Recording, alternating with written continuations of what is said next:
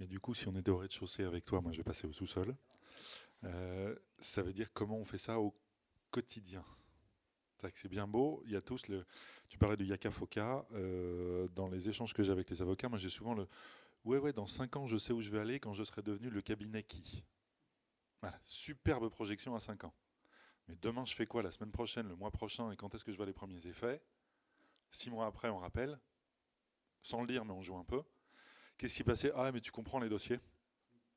Et puis le rythme, puis les collaborateurs, puis les vacances, puis tout ça. Bon, bref, il ne s'est rien passé. Donc, comment on fait ça en vrai? 4 points. Je vais aller volontairement un peu vite parce qu'on va les retravailler. Nous, c'est cet après-midi qu'on va travailler ça. Surtout, je ne vous dis pas comment, mais je vous dis que ça va être bien. Euh, Réfléchir par dossier et non pas par collaborateur. Déjà. Pourquoi je dis ça? Parce que penser sa rentabilité par dossier, ça induit de sortir de la logique de suffisance. Suffisance, pas suffisance, je suis suffisant dans la façon dont je m'exprime, mais de c'est suffisant pour mon cabinet. Euh, Grossièrement, une collection d'experts juridiques ne crée pas un cabinet rentable. Pour ça, c'est bien, c'est une belle citation de moi-même, très bien. Par contre, la logique de suffisance, c'est en fait celle de la logique de la rentabilité du collaborateur. Ça, je lui ai promis combien en rétrib, il facture combien par jour. Il me faut une facturation nécessaire de combien pour couvrir le paiement que je lui ai promis. Donc, ça fait combien d'heures facturables par jour. Le reste, en plus, c'est cool, t'es libéral. Débrouille-toi. Je veux tant d'heures facturées à la fin de la journée. Salut. Est-ce que vraiment c'est une logique? Ou est-ce qu'au contraire, on peut se poser la question de comment je fais pour que chaque dossier soit rentable? Je n'ai pas parlé de personne. Personne, ça va être l'équipe qui produit le résultat du dossier rentable. Ok. Donc on applique la gestion de projet. Donc, tu parlais de prendre 3 marches pour regarder le labyrinthe différemment. On parlait des externalités ou de repenser le processus. On est exactement dedans. Aujourd'hui, en moyenne, de ce qu'on constate chez Rubato, un dossier, 39 tâches ou rendez-vous à produire. Moyenne. Vous avez combien de dossiers en cours? 50, 100, 150? On va faire des calculs.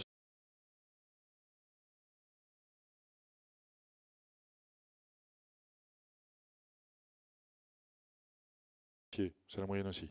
39 tâches, 3900 tâches. Vous me les récitez dans l'ordre par dossier, s'il vous plaît. On commence. Qui commence? Terminé. Ouais, le rendez-vous client. Sauf qu'avant le rendez-vous client, il y a le premier coup de fil, le caler le rendez-vous, l'accueillir et le prendre. Donc en fait, tu as déjà 4 tâches. Tu les comptes ou tu les comptes pas, tu fais ce que tu veux, mais elles existent. Donc en fait, qu'est-ce que l'on doit produire? 39 tâches. Qui le produit? Quel profil? Donc, quelles sont les charges qui vont être liées avec chacune de ces tâches? Je ne déshumanise pas, je réfléchis autrement pour mixer le tout après. Parce que le taux horaire, le déplacement, les outils, les frais, pareil, on peut ne pas les compter, t'es libéral, tu te débrouilles. N'empêche que sur la rentabilité du cabinet, ça joue directement. C'est comme si, tu parlais de McDo ou de Ducasse, je suis sûr que les deux suivent de près le cours du bœuf, du pain et de la salade. Et du beurre. Pareil, pour le travailler. Sans ça, vous bouffez pas. Hein. Donc on standardise, ouais, mais on personnalise en même temps. C'est quand même ce que vous promettez. C'est comment on devient rentable, mais comment on fait du sur-mesure. J'ai pas dit du coût humain, j'ai dit sur-mesure. Ok. Process industriel, 80% de standard, 20% de personnalisé. Comment on applique ça?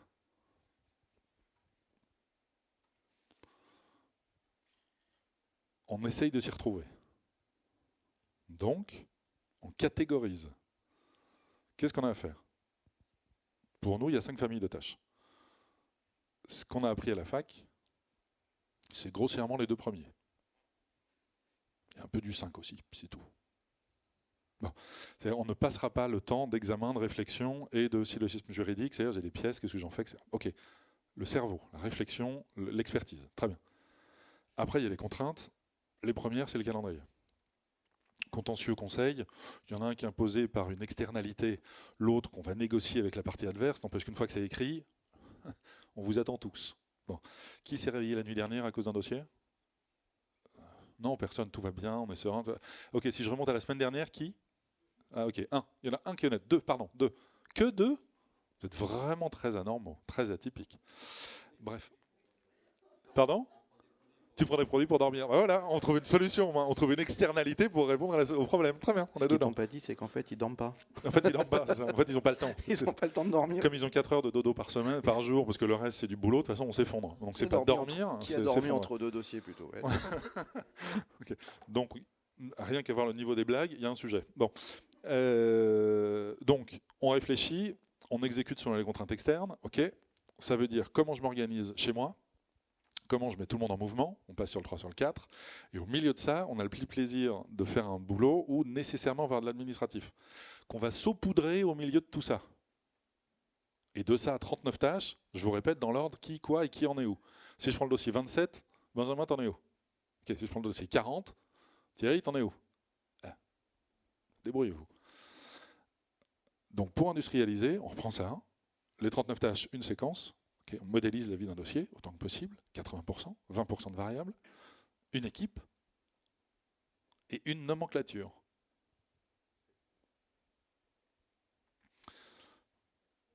Nomenclature, tout le monde ne l'a pas. Et est-ce que d'un dossier à l'autre, la même tâche porte le même nom? Donc si quelqu'un d'autre vient prendre vos 100 dossiers parce que vous êtes en vacances, absent, n'importe quoi, votre collab est absent, pas disponible, est-ce que le suivant comprendra bien la même chose? On revient sur le mot, le vocable, le concept dont nous parlait Patrick tout à l'heure. Est-ce qu'on ne peut pas se mettre d'accord sur les définitions et les réutiliser pour que tout le monde ait le même filtre de compréhension? Est-ce que c'est fait dans vos cabinets, tous? La normalisation des titres, des champs, des tâches. Et est-ce que tout le monde a bien la même définition? Oui, bien sûr. Absolument que oui. Chez vous, oui.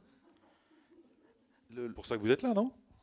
La notion de séquence, elle est hyper intéressante. Vous verrez quand on va bosser dessus tout à l'heure. C'est finalement de s'apercevoir que les dossiers, ils ont des vies, on va dire, qui se ressemblent. Un dossier de contentieux au prud'homme, il a une vie qui se ressemble. Tu me spoiles pas, hein? Non. Il a une vie qui se ressemble. Et donc, sauf que dans mon cabinet, on va le traiter de telle façon. Dans le cabinet d'à côté, on va le traiter d'une façon un peu différente. Il y en a un qui va prendre la face nord, l'autre la face sud pour monter au Mont Blanc.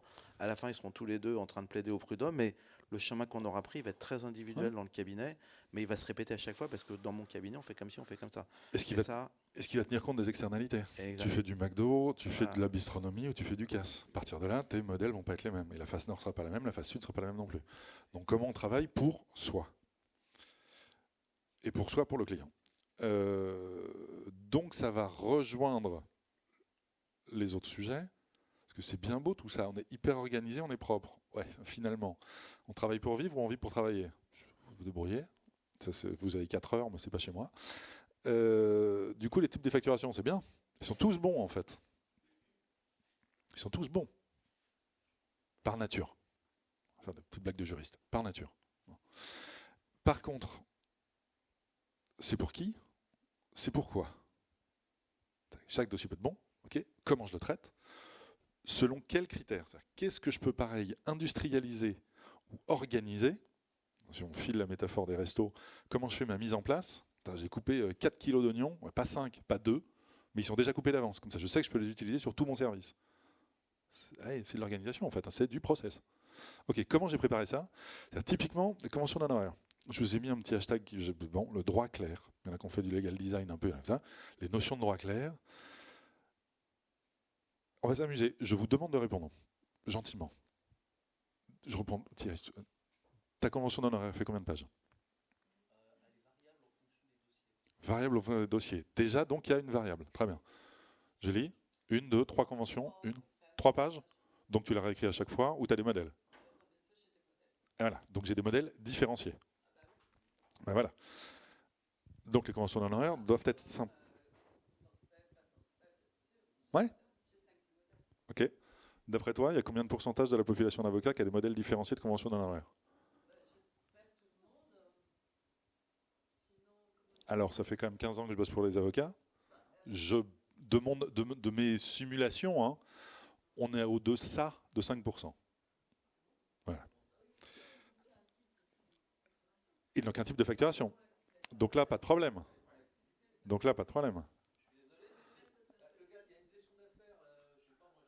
Ouais.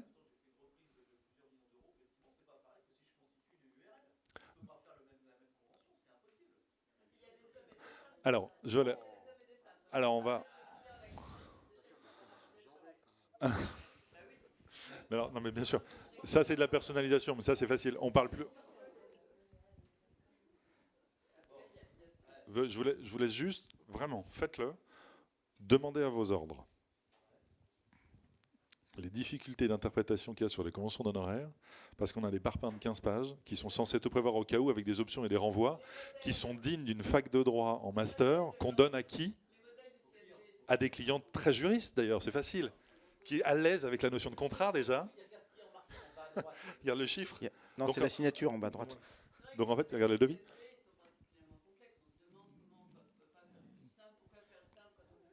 Mais c'est bien parce que là, on est en plein dedans. On est en plein dedans de comment on rentre en relation avec son client. Qu'est-ce qu'on fout dans notre relation avec le client? Maintenant, on est expert. Justement. On t'a juste dit qu'on était expert dans une tour d'ivoire. Vous avez déjà été opéré? Vous avez vu le nombre de pages qu'il faut signer maintenant pour se faire opérer? Genre, limite, il faut avoir fait des études de médecine pour comprendre. Mais oui, c'est à cause des assureurs. C'est à cause des assureurs. Mais en vrai, il faut avoir fait médecine pour comprendre ce qu'on signe. Hein. Okay. Donc, on est d'accord? J'ai posé une question. J'ai mis le four plancher, j'ai posé une question, et il devait y avoir 5 mots, je pense. Donc, une question à 5 avocats, ça fait 10 réponses. C'est pas faux. Donc, ces notions-là, de comment on simplifie ce truc-là pour que justement ces questions n'existent plus. Ok. Est-ce qu'on doit l'expliquer en amont? Et je te rejoins sur le côté médical ou autre. Est-ce qu'on explique et qu'est-ce qu'on explique? Est-ce que la facture et la facturation impliquent un rythme? À quel rythme je facture? Avec le truc qu'on a tous vécu, j'avais promis 5, j'ai pas eu le temps, ça s'est terminé 2 ans après, je devrais facturer 16. Bon, et j'ai paumé. Et j'ai paumé. Potentiellement, qu'est-ce que je vais faire? Donc je vais essayer de passer 12 quand même pour lui faire comprendre. Potentiellement, je vais me faire disputer, voire insulter, avec une belle note sur Google maintenant, et tous les copains le sauront, bon très bien. Sachant qu'en plus, moi je suis extraordinairement frustré, parce que j'ai déjà fait un effort de 4 ou 5 ou 10. Ah, donc tout le monde est à l'aise avec ça. Parce que ça a été prévu. Ça dit quelque chose à quelqu'un, le BFR? Ah, ok. BFR, c'est le besoin en fonds de roulement. C'est-à-dire qu'à partir de quel moment je fais crédit à l'autre? Quand je travaille pendant 2 ans avant de me faire payer, etc., le BFR, il est très, très positif. Je dirais qu'on l'a un peu moins. Fréquemment moins, je vais rester à ça. Dernier point, est-ce qu'on assure la cohérence, on y revient, entre la convention et la facture finale? Et comment on s'en assure? Entre ce qu'on a dit qu'on allait faire et ce qu'on a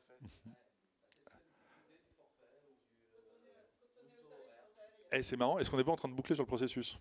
Ça pourrait être bon à la fin, il faut avoir bien pensé au début.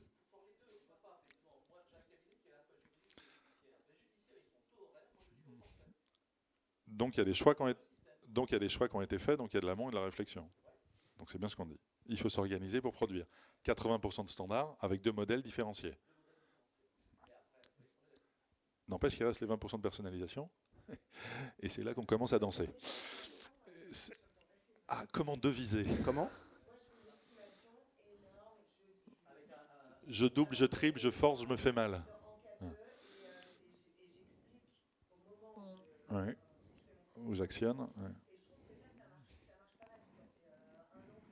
Vous imaginez, on n'est même pas encore en atelier. Hein. On va commencer à se marrer. Hein.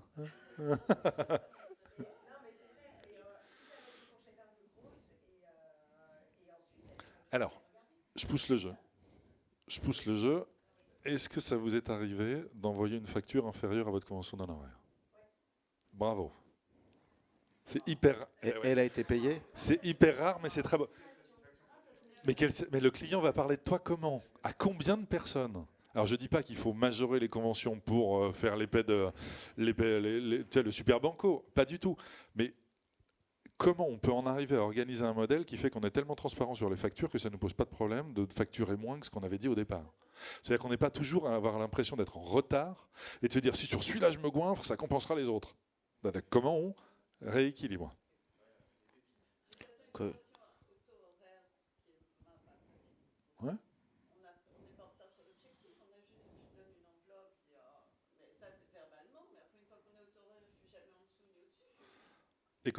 Et côté client, c'est juste expertise. On est en train de rentrer dans l'atelier, mais c'est justement là que c'est rigolo. Et après, promis, j'avance pour qu'on tienne les délais.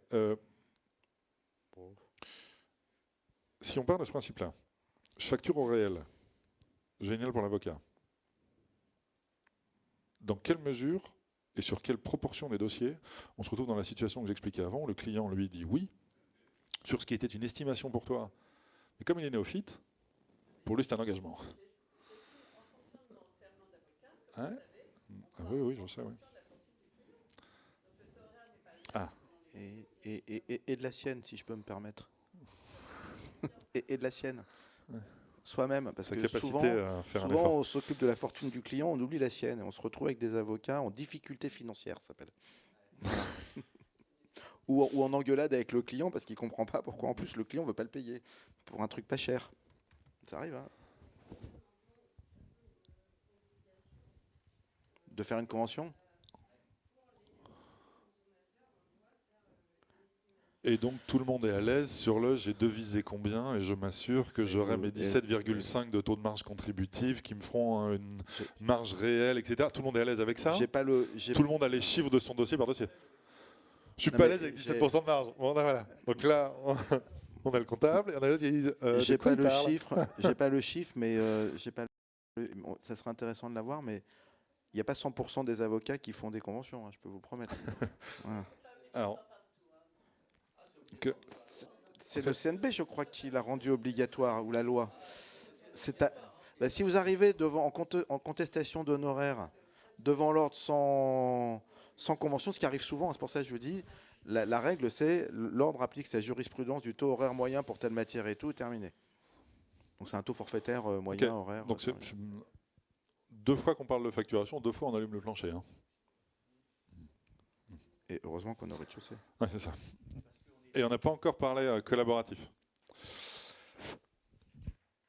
Comment on augmente son efficience? J'insiste, interne et externe. Parce que là, on n'a parlé que de l'avocat avec lui-même et son aisance avec le pognon. Hein. Après, si on a plusieurs à danser, ça devient une corée. Qui est prêt? Bon, donc en interne, moi, mon équipe, ça veut dire qui, quoi, quand. Elles sont bêtes ces questions. Hein. Mais en vrai, qui? C'est-à-dire quelle équipe, quel est le meilleur profil? Par tâche. Ah bah donc ça devient le meilleur profil. J'ai pas parlé que de l'expertise, moi. Hein. Meilleur profil, ça peut être celui qui est le plus proche de la bonne expertise mais disponible, le plus expert parce que ça l'implique, ou comment je répartis, en tout cas, quel est le meilleur profil qui va constituer l'équipe. Ok. Mais qui fait quoi? Il fait tout. Il fait un bout. Il fait un morceau pendant quelques mois, c'est lui qui a la main, et après c'est l'autre qui prend la main. En fait, on joue à cache-cache parce qu'on joue à plusieurs, parce que toi tu t'occupes de l'hyper-expertise, moi je m'occupe de la relation client, toi tu t'occupes de... Peu importe. Tant que c'est réfléchi, que c'est organisé. D'où l'importance de mes nomenclatures et du reste. Et encore une fois, quand? Est-ce que vous êtes capable de me dire, parce que j'ai fait ça aujourd'hui, dans 3 jours ça, et dans 1 mois ça? Et qui le fera?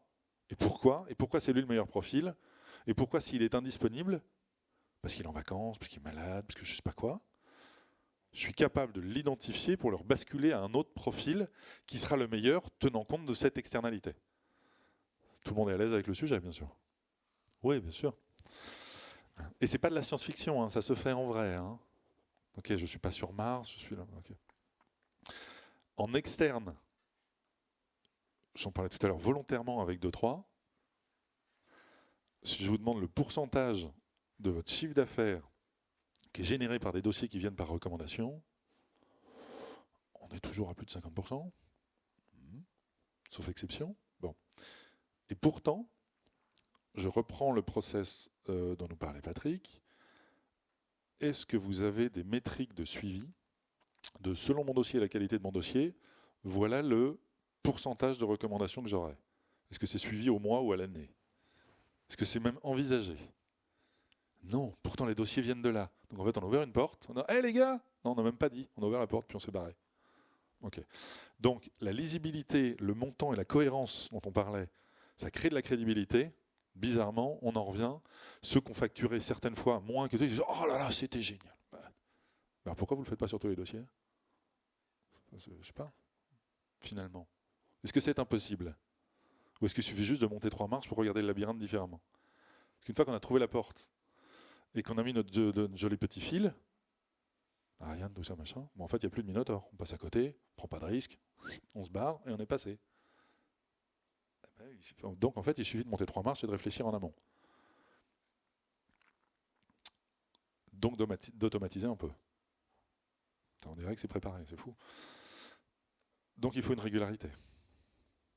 Pour s'interroger, à la semaine, au mois, au trimestre, à l'année, peu importe. Choisir son rythme pour faire. Et si possible, un outil. Parce que si en plus des 39 tâches à produire, vous devez avoir les 40 questions d'analyse annuelles, vous allez nous dire qu'on ne vous simplifie pas la vie. En fait, vous allez réfléchir, vous allez le poser quelque part. Et alors là, mon dada, je vais sûrement vous en reparler cet après-midi. Je parie que je vous en reparle cet après-midi. Les coûts cachés. Ça parle à quelqu'un? Oui, la définition est simple? Non. Ça, c'est un grand paquet de tout ce qu'on n'avait pas prévu. En général, c'est parce qu'on n'a pas posé la bonne question, ou qu'on a oublié un truc, ou qu'on l'avait comme mal programmé, donc mal exécuté, qui fait qu'au lieu de faire 1, on a dû faire 1, mais payer x3. On a dû faire 2 trucs au lieu d'un. On a perdu une recommandation. C'est con, c'est 50% de votre flux de dossier. C'est ballot quand même. Non. Voir, je suis désolé, je l'ai rajouté il n'y a pas longtemps, mais je ne peux plus faire l'économie de ça. C'est un collaborateur ou une collaboratrice perdu. Vous avez investi combien de mois ou d'années pour mettre en place une relation de confiance entre indépendants au sein d'une structure, et parce que c'est mal organisé, il finit par ne plus vous supporter ou ne plus supporter le rythme du cabinet, et il part avec une partie de votre savoir et de votre savoir-faire. Voire de vos clients. On forme la concurrence. Vous êtes tous amis et concurrents au sein de cette belle confrérie, n'est-ce pas? Bon, superbe. Donc, comment est-ce qu'on peut investir un peu pour gagner sur chaque dossier? Et je vous promets, les mots sont réfléchis un peu. Investir un peu, mais gagner. C'est pas sale de gagner. Okay. Est-ce que vous avez... Moi, je m'amuse toujours avec les... Je pose des chiffres plutôt que des selon l'un, selon l'autre. Okay. 3 modèles de facturation, un modèle de suivi des coûts, un outil de pilotage. Tu parlais de kit de survie, c'est un kit d'objectivisation d'une prestation intellectuelle. Okay. Et après, comment on gagne à chaque dossier, c'est-à-dire comment on réutilise et on améliore. En continu. Ok. Oh bah tiens, c'est tellement important que je l'ai mis 2 fois. Bon. Et investir, c'est pas dépenser. Oui. Tu veux dire qu'on a l'achat du père de famille et l'investisseur? J'ai écouté l'autre jour dans un podcast un financier qui disait les pauvres dépensent, les moyens épargnent et les riches investissent. Donc quand on dit investir, c'est-à-dire qu'on crée de la richesse. On ne perd pas de l'argent, on crée de la richesse. C'est juste pas pareil. Et tu vois, je vais remonter un peu dans l'émotion. Tu as Ray Charles, quand même aveugle, sud des États-Unis, 1950. Ouais. If you think pennies, you get pennies. If you think dollars, you get dollars. Exactement. Et maintenant, je ne chanterai pas. D'accord? Voilà. Et bien maintenant, que vais-je faire? Ça va être vous.